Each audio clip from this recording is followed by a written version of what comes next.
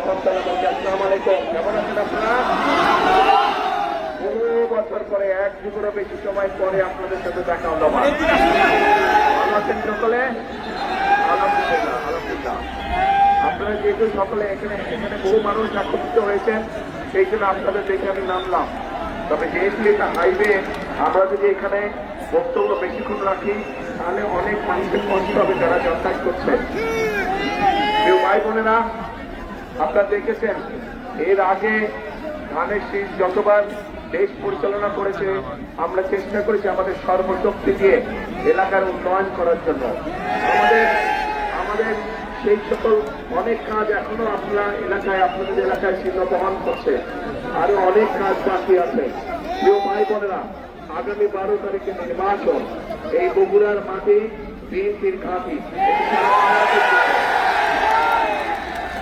এবার আপনাদেরকে বগুড়ার জনগণের কাছে আমাদের দাবি, বগুড়ার জনগণ আগামী 12 তারিখে প্রমাণ করে দেখাবে যে বগুড়ার মাটি শুধু বিএনপির ঘাঁটিরা, বগুড়ার মাটি বিএনপির শক্ত ঘাঁটি, শক্ত ঘাঁটি হচ্ছে বগুড়ার মাটি। আমি আপনাদের এই সন্তান, বহু বছর পরে আল্লাহর রহমতে আপনাদের মাঝে আবার ফিরে আসতে পেরেছি। আপনাদের সকলের কাছে দোয়া চাই যাতে ভবিষ্যতে ইনশাল্লাহ আল্লাহ আমাদেরকে সুযোগ দিলে আমরা যাতে, আমি ব্যক্তিগতভাবে যাতে দেশ এবং দেশের মানুষের কাজে নিজেকে নিয়োজিত করতে পারি, এই দোয়াতে আপনাদের কাছ থেকে আজকে বিদায় নিচ্ছি। সকলে ভালো থাকবেন, আবার দেখা হবে ইনশাল্লাহ।